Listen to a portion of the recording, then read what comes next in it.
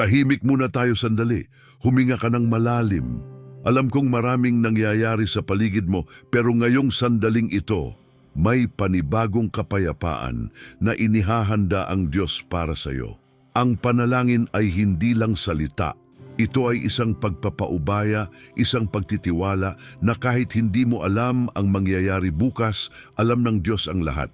Sa gitna ng ingay ng mundo, naririnig niya ang katahimikan ng puso mo. Sabi sa awit 46:10, "Tumahimik kayo at kilalanin ninyong ako ang Diyos." Oo, kapatid, ngayon ang oras para maramdaman mong hindi ka kailanman iniwan. Handa ka na bang ibigay ang sandaling ito sa Kanya? Lumapit ka. Simulan na natin. Kapatid, sa bawat pagmulat ng mata mo tuwing umaga, may bagong habag at awa na ibinubuhos ang Panginoon sa buhay mo. Hindi dahil karapat-dapat tayo, kundi dahil mahal ka niya ng lubos. Ang bawat paghinga mo ay paalala na hindi pa tapos ang plano ng Diyos para sa iyo.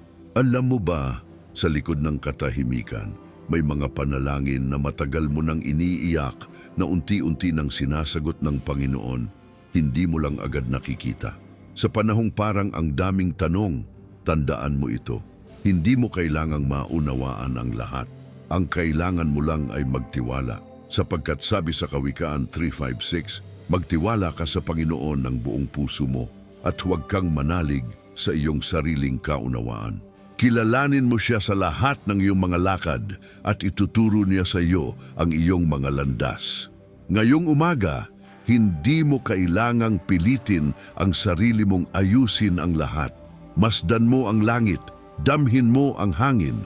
Iyon ang paalala na may Diyos na gumagalaw para sa iyo kahit sa katahimikan. Baka ito na ang oras na hindi mo lang maririnig ang Diyos, kundi mararamdaman mo rin ang yakap niya. Kaya ngayon, tahimik mong sabihin sa puso mo, Panginoon, kausapin mo po ako. Kausapin mo siya ngayon. At hayaang ang kanyang presensya ang magbigay ng kapayapaan. I-comment mo ngayon, kinakausap ako ng Diyos ngayong umaga. At huwag mong kalimutang mag-subscribe para mas marami pa tayong pagsasaluhan na sandali kasama ang Panginoon. Ngayon, huminga ka ng malalim at hayaan mong ang salita ng Diyos ang magpatnubay sa iyong puso ng direkta. Hindi ito basta panalangin lamang. Ito ay isang pagpupulong ng iyong kaluluwa at ng Diyos na buhay. Sa bawat sandali na bubuksan natin ang puso natin sa Kanya, dumarating ang Kanyang kapayapaan na hindi mo pa nararamdaman sa loob ng mahabang panahon. Panginoon, narito kami at inihahain namin ang aming buong pagkatao sa iyong presensya dahil alam namin na ikaw ang siyentipikong may higit na karunungan kaysa sa anumang problema na bumabalot sa aming isipan.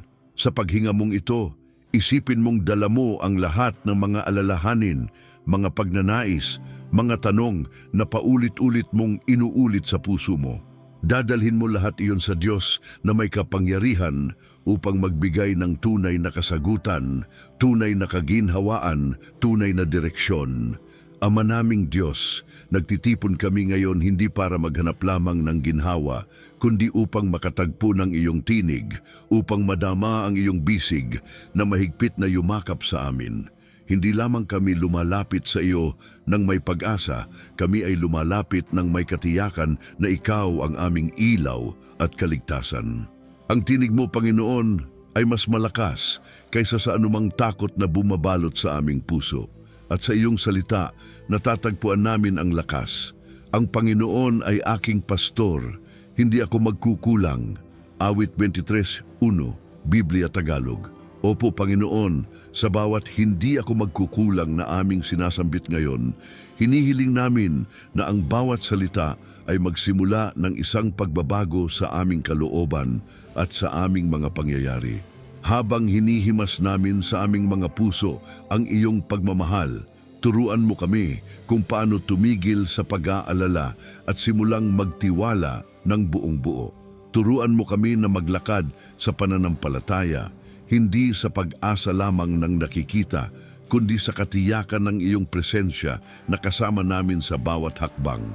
Ipinapasa namin sa iyo ang aming pagod na isip, ang aming mga pag-ibig na nangangailangan ng kagalingan, ang aming mga pangarap na tila naiwan sa dilim. Iyong Panginoon, sa iyong liwanag, hayaang ang dilim ay lumaho. Sa iyong kapayapaan, hayaang ang kaba ay maglaho. At sa iyong pagmamahal, hayaang ang bawat sugat ay magsimulang gumaling. Diyos ng awa, ngayon namin inaalay ang aming mga pamilya, ang aming mga kaibigan, ang mga taong malapit sa aming puso, at pati ang mga taong hindi namin maintindihan kung bakit sila nandyan sa aming buhay. Binibigyan namin sila sa iyong mga kamay sapagkat alam naming ikaw ang naglalagay ng bawat tao sa aming landas para sa isang dakilang dahilan. Naway maramdaman nila ang iyong presensya sa paraang personal at makahulugan tulad ng nararamdaman namin ngayon. Ang iyong presensya ay hindi malilimutan. Ito ay tumatagal at nagbabago. Sa oras na ito, itinataas namin ang aming mga salita sa langit na may paniniwala na ikaw ay nakikinig, na ikaw ay tumutugon, at na may komportabling plano ka para sa aming bawat buhay.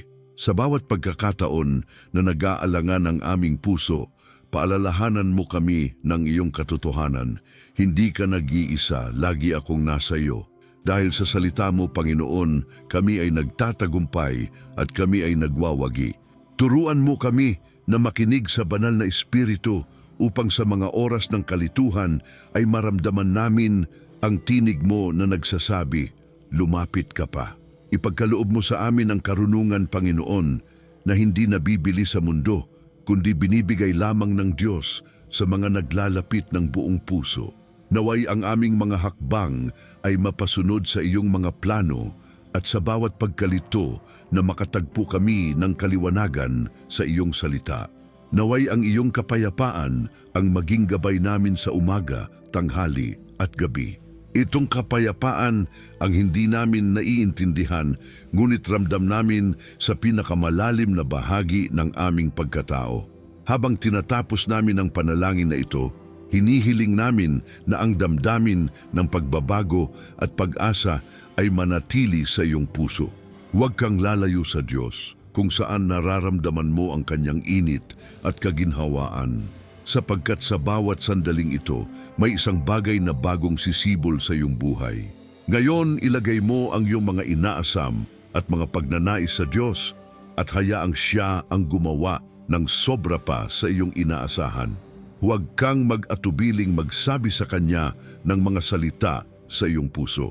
10 segundo lang, huminga ka at ipahayag ang mga ito sa Kanya sa katahimikan ng iyong puso. Ngayon, bago natin tuluyang iangat ang mga salita, nais kong marinig ang iyong panalangin sa komento. Sabihin mo, Ama, patnubayan mo ako araw-araw. At kung naramdaman mo ang kapayapaan ng Diyos sa oras na ito, i-type mo rin, ang Diyos ay kasama ko. Huwag kalimutang mag-subscribe para sa mga susunod pa nating sandali ng panalangin at direksyon mula sa Panginoon. Ngayon kaibigan, hayaan mong ibahagi ko sa iyo ang isang kwento mula sa Biblia na tunay na nagbibigay buhay at pag-asa sa ating mga puso. Dahil ang kwentong ito ay hindi lamang alamat, ito ay isang paalala na ang Diyos ay palaging may plano para sa bawat isa sa atin. Ito ang kwento ni Jose, isang binatang may malakas na pananampalataya na sa kabila ng mga pagsubok ay nanatiling matatag at tapat sa Diyos. Si Jose ay minahal ng kanyang ama, ngunit hinatulan siya ng matinding pagkakaiba ng kanyang mga kapatid. Ipinagbili siya bilang isang alipin, ibinaba sa isang madilim na hukay ng pangungulila. Ngunit kahit ganoon ang iniwan ng ibang tao ang kanyang buhay, hindi kailanman iniwan siya ng Diyos. Sa Genesis 39:2, mababasa natin, at kasama ng Panginoon si Jose at naging mabuti ang lahat ng kanyang gawain at siya'y naglingkod sa bahay ng kanyang Panginoong taga-Egypt. Hindi dahil madali ang sitwasyon ni Jose, kundi dahil kasama niya ang Diyos sa bawat hakbang niya. At iyon ang tunay na sikreto ng lahat ng biyaya at kapayapaan. Hindi ang kawalan ng problema, kundi ang presensya ng Diyos sa gitna ng problema. Habang iniisip mo ang iyong sarili, ilang beses ka na bang parang naroon sa hukay ni Jose? Ilang beses ka na bang para bang tinaboy ka ng mga pangyayari sa buhay? Ilang beses ka na bang napaisip, paano kung hindi mo ako pinapakinggan, Diyos? Ngunit sa kung anumang yugto ng buhay mo, tandaan mo ang sinabi sa awit, 3:19. Marami ang kapahamakan ng matuwid, datapuat sa lahat ng ito ay kinakapitan sila ng Panginoon. Hindi mo kailangan mag-isa sa mga unos ng buhay na ito. Hindi mo kailangang maglakad ng walang direksyon, sapagkat ang Diyos na nagligtas kay Jose ay siya ring nagmamahal at nagbabantay sa iyo ngayon. Isipin mo ang bawat detalye ng buhay ni Jose, mula sa pagkakabenta niya sa aliping merkado hanggang sa pagiging lingkod sa bahay ni Potifar, mula sa maling paratang at pagkakakulong sa bilangguan, hanggang sa pag-angat niya bilang isang taong may kapangyarihan sa buong Egypt. Hindi biglaan ang pag-angat niya, ngunit sa bawat hakbang may plano ang Diyos. Sa bawat pagdausdos pababa may pag-akyat na nakaabang. Sa bawat gabi ng pag-iyak may umagang naghihintay na puno ng pag-asa. At ito ang punto na nais kong maramdaman mo ngayon. Hindi ka lumalakad sa madilim na landas na mag-isa. Kahit hindi mo pa nakikita ang liwanag, nandiyan ang Diyos na naglalakad sa tabi mo. Kahit hindi mo maramdaman agad ang tugon sa iyong panalangin, nagtatrabaho ang Diyos sa iyong kapaligiran at sa puso ng mga tao sa paligid mo. At habang iniisip mo ang iyong sariling mga pagsubok, isipin mo rin na ang Diyos ay may kakayahang umangat ang iyong buhay sa paraang hindi mo inaasahan, katulad ng ginawa niya kay Jose. Ang bawat salita ng Diyos ay buhay at kapangyarihan, at ang mga pangakong nasa Biblia ay hindi nawawala kahit kailanman. Sa oras na siya mong Diyos at Ama ay kasama mo, hindi mo kailangang mag-alala sa kung paano mo matatapos ang bawat araw, dahil ang Diyos ay ang iyong lakas at gabay. Sa bawat pagbangon mo sa umaga, tandaan mo, ang Diyos ay nakikita ang iyong pagod at nararamdaman ang tibok ng iyong puso. At sa bawat oras na ikaw ay humihingi ng direksyon, siya ay nagbibigay ng kaliwanagan at kapayapaan. Ngayon, nais kong itanong sa iyo, kung si Jose ay nakaranas ng mga malalalim na pagsubok, paano mo ilalarawan ang iyong sariling pakikipaglaban ngayon? Ano ang mga bagay na nagpapadama sa iyo na parang ikaw ay nasa hukay, ngunit may kapangyarihan ng Diyos na naghihintay na ilabas ka mula doon? Ngayon, isipin mo ito ng malalim at hayaang maghilom ang puso mo habang binibigkas mo sa sarili mo. Panginoon, ako'y nagtitiwala sa iyong plano para sa akin. Habang isinasa puso mo ang kwento ni Jose, alalahanin mo rin ang kahilingan ng iyong puso. Ano man ang bigat na dala mo ngayon, ito ay may kabuluhan sa plano ng Diyos. Hindi ito aksidente, hindi ito wala sa kanyang kaalaman.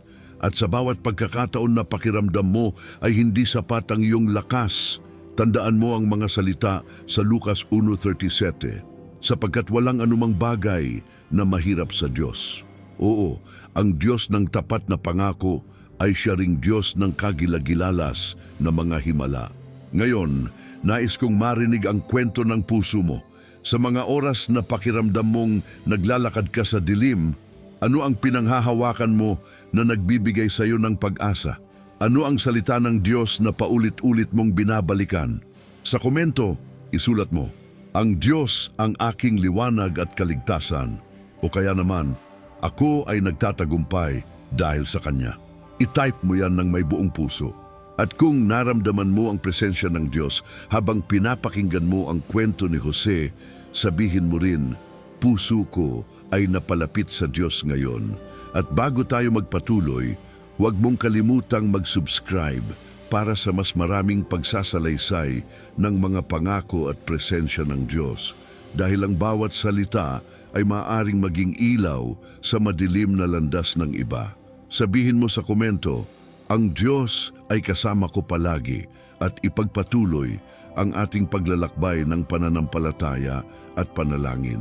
Habang binubuksan natin muli ang puso at isipan sa kakaibang kapayapaan na hatid ng Diyos, Isipin mo na ang bawat pangyayari sa buhay mo ay parang isang tula na hinihintay ang pinakamasayang taludtod. May mga pagkakataon na tila ang kita natin ay pangkaraniwan, pero sa bawat sandali na pinipiling lumapit sa Diyos, may mga himala at pagpapala na unti-unting bumabalot sa puso mo. Hindi mo kailangang ipilit ang iyong sarili sa pag-asa, sapagkat ang pag-asa ay kusang dumarating kapag ikaw ay lubos na nagtiwala sa Kanya. Ang pananampalataya ay hindi isang simpleng salita. Ito ay buhay na tila bula na patuloy na lumalawak sa puso mong naghahangad ng mas malalim na koneksyon sa Diyos. Alalahanin mo ang isang talata na paulit-ulit nating binabanggit sa puso natin dahil ito ay nagbibigay lakas sa ating espiritu. Ang awit ng mga makatuwid ay panalangin. Opo, sabi sa awit 132 sa Biblia Tagalog, ang pagsamo ko'y ibinuhos ko sa harap mo, ang aking paghihirap ay aking inilahad sa harap mo. Hindi kailanman nagtatapos ang Diyos sa pakikinig sa iyong panalangin, lalo na kung ito ay galing sa puso mong tapat at buong pananampalataya. Ang bawat salita mo sa Diyos ay parang semilya na itinatanim sa lupa ng Kanyang kaharian. Sa takdang panahon, ito ay iibigong punong nagbibigay ng prutas na higit pa kaysa sa iyong inaasahan. Habang patuloy mong iniisip ang mga biyayang gusto mong makamtan, tandaan mo na hindi limitado ang plano ng Diyos para sa iyo. Hindi limitado dahil ang Diyos ay walang hanggan at ang Kanyang mga pangako ay hindi nauubos. Ang bawat pangarap at pagnanais na ipinagkatiwala mo sa Kanya ay hindi nawawala sa Kanyang alaala. Sa katunayan, ang Diyos ay gumagawa ng paraan na lampas pa sa ating mga inaakala. Para bang bawat hakbang mo ay sinasamahan ng Kanyang malumanay na gargantuan, na presensya na walang kapantay sa anumang lakas o kapangyarihan sa mundo. At kung minsan, darating ang sandali na ikaw ay magigising at sasabihin sa sarili mo, "Hindi ko ito inaasahan, pero ito ang plano ng Diyos." Sa bawat araw na dumarating, may bagong pag-asa at kakaibang pangako na nakalaan para sa bawat isa sa atin. Hindi mo kailangan mahirapan mag-isa. Kasama mo ang Diyos at patuloy siyang gumagabay sa mga yapak mong tahakin. Sa paglakad mo, madarama mo na ang Kanyang kapayapaan ay higit pa sa anumang pangako ng mundo. Ito ay kapayapaan na hindi mo kayang makuha sa salapi, sa tagumpay, sa posisyon, o sa anumang bagay na pansamantala lang. Ito ay tunay na kapayapaan na nagmumula lamang sa Diyos na tumitingin, nakikinig at tumutugon sa panalangin mo sa oras na iyon. Maaring may mga pagkakataon na nararamdaman mong tila mabigat ang bawat hakbang sa buhay mo, ngunit tandaan mo, kapag kasama ang Diyos, bawat hakbang ay nagiging makabuluhan. Sa gitna ng unos mo ngayon, tandaan na ang Diyos ay hindi lang basta nanonood sa malayo. Siya ay malapit sa iyo. Ang Kanyang kamay ay hindi basta naabot lamang, kundi mahigpit at matiwasay na nakayakap sa iyo. At habang pinapakinggan mo ang tinig niya sa panahong ito, mararamdaman mo unti-unti ang pagbabago sa puso mo. Isang pagbabago kung saan ang pag-asa ay lumalago, ang kapayapaan ay tumitibay, at ang pananampalataya ay nagiging mas malalim kaysa dati. Isa pa sa mga salita ng Diyos na nagbibigay lakas sa atin ay ang nasa Roma 15:13.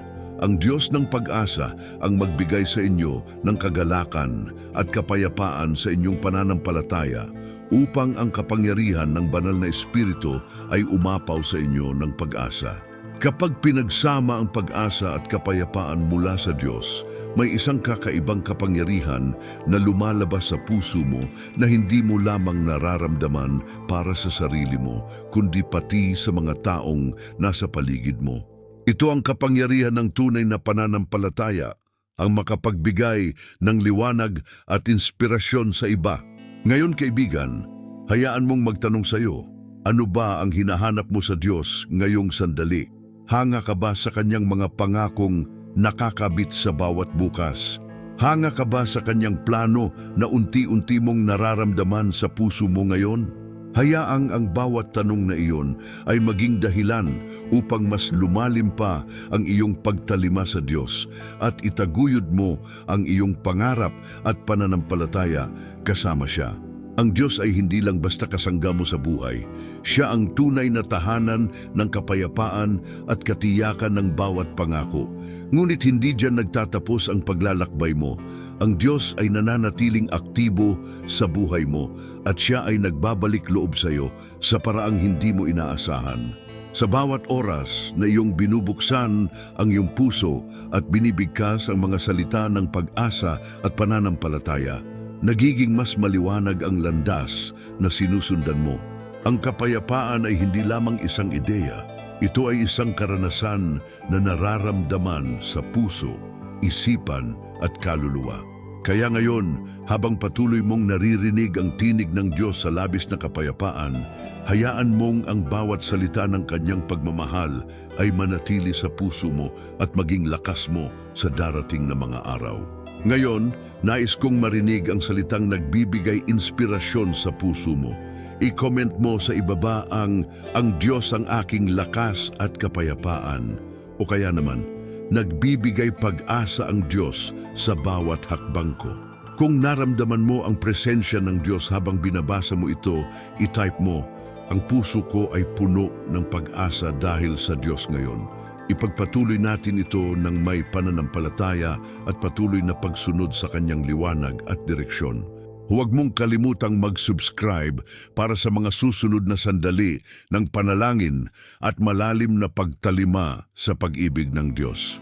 Habang patuloy mong tinatahak ang landas na puno ng pag-asa at pananampalataya, hayaan mong kausapin kita ng buong puso tungkol sa isang bagay na tunay na makapagpapagalaw sa espiritu mo sa umaga, hapon at gabi.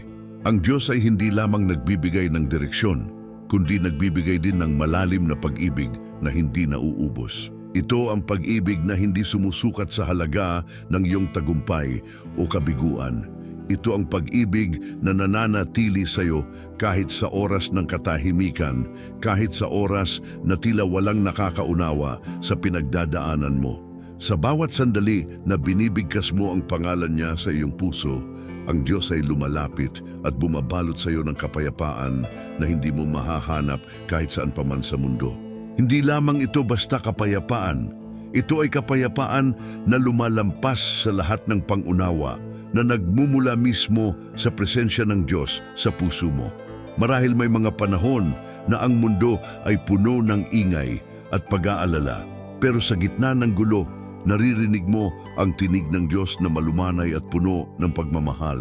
Ito ang tinig na nagsasabi sa iyo na magpakatatag, na magtiwala at kahit hindi mo pa nakikita ang buong plano niyan, ang Diyos ay may nakahandang magandang bukas para sa iyo.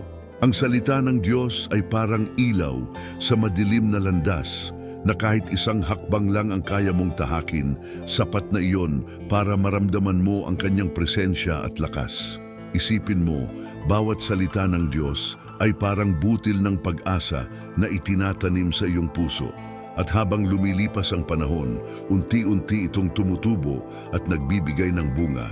Bunga ng kapayapaan, bunga ng kaligayahan, bunga ng katiyakan na ang Diyos ay tunay na kasama mo sa bawat yugto ng buhay mo.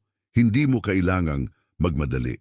Hindi mo kailangang pilitin ang iyong sarili na lumakas ka agad. Ang Diyos ay maingat at marunong maghintay kasama mo. Kung minsan, ang kanyang pag-ibig ay parang hanging dumarampi sa balat mo, hindi mo man ito nakikita, ramdam mo ito.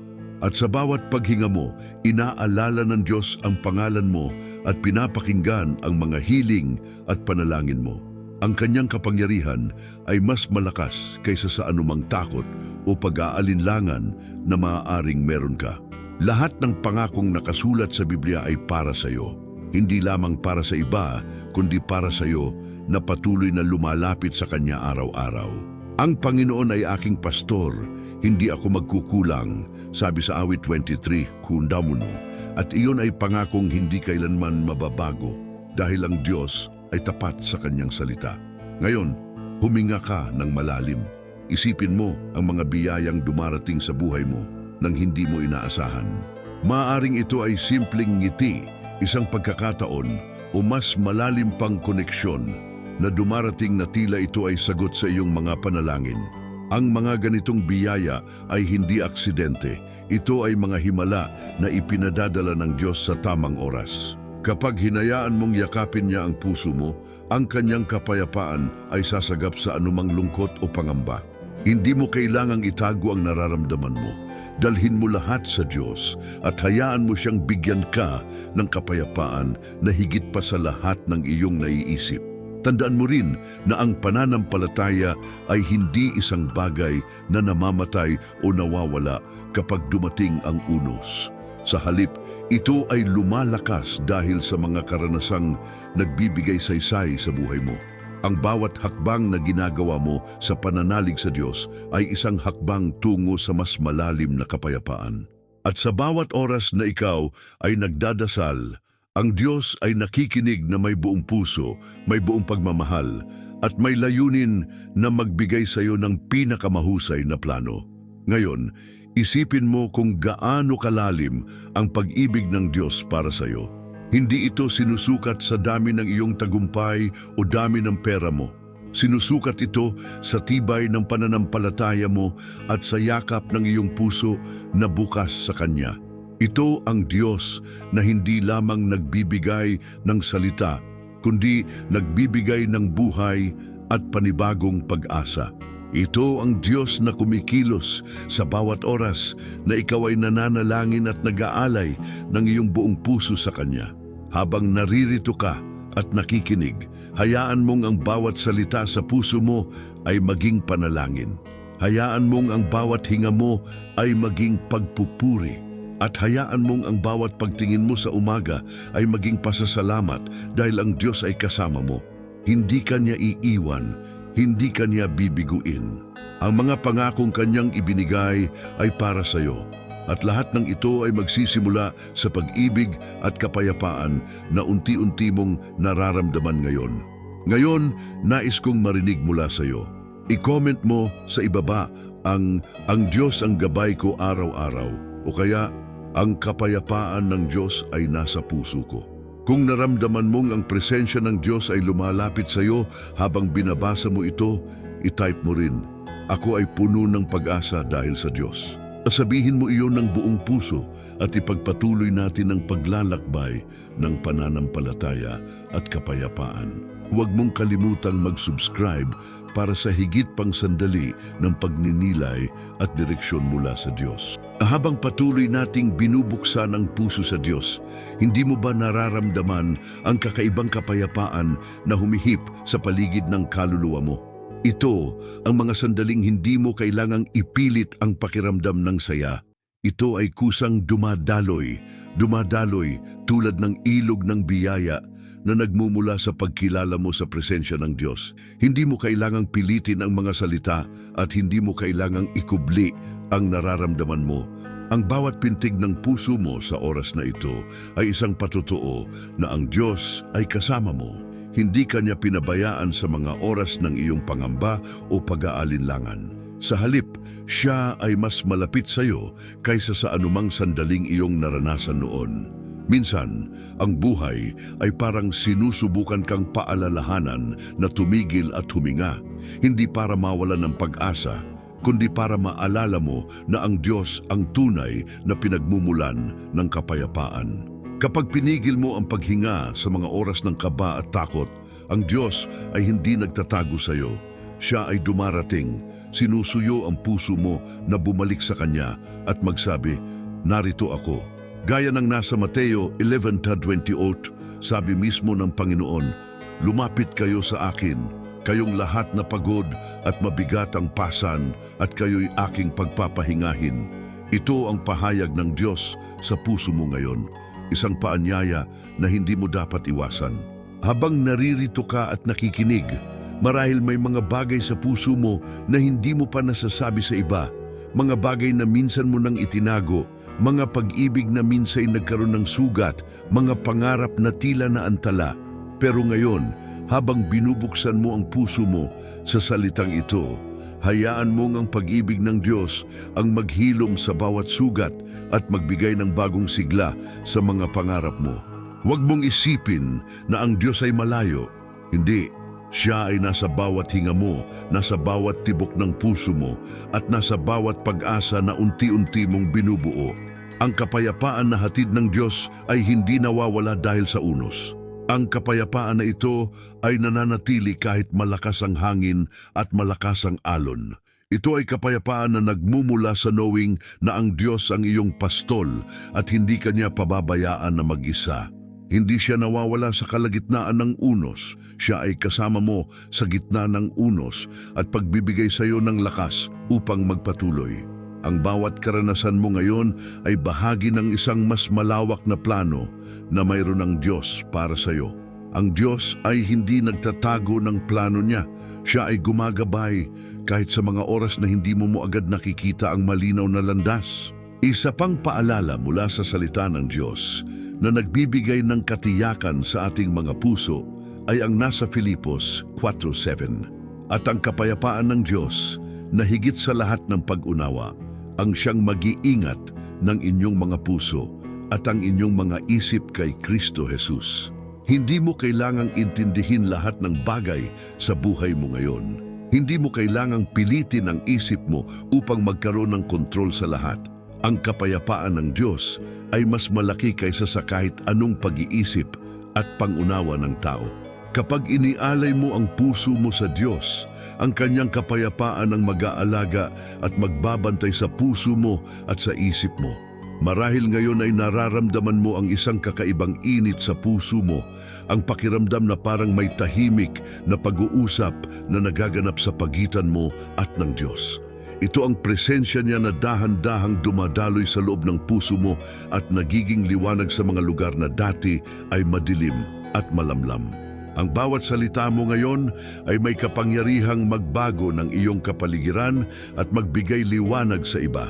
Hindi ka lamang nakikinig, ikaw ay nagiging daluyan ng Diyos upang maipadama ang pag-asa at pag-ibig sa iba na pati hindi mo nakikita ay may pinagdadaanan. Hindi mo kailangang itago ang emosyon mo. Ilabas mo lahat sa Diyos. Ang Diyos ay hindi nagtatakip ng pinagdadaanan mo. Siya ay kumakalinga sa iyo at nagsasabing, hindi ka nag-iisa. Hindi mo kailangang maglakad ng mag-isa. Hindi mo kailangang magdalang mabigat ang puso mo. Ang Diyos ang siyang nagbibigay ng liwanag sa madilim na daan mo. Siya ang nagbibigay ng lakas kapag ang iyong mga paa ay pagod na. Siya ang umuupo sa tabi mo sa oras ng katahimikan at sinasabi sa iyo, ako'y narito.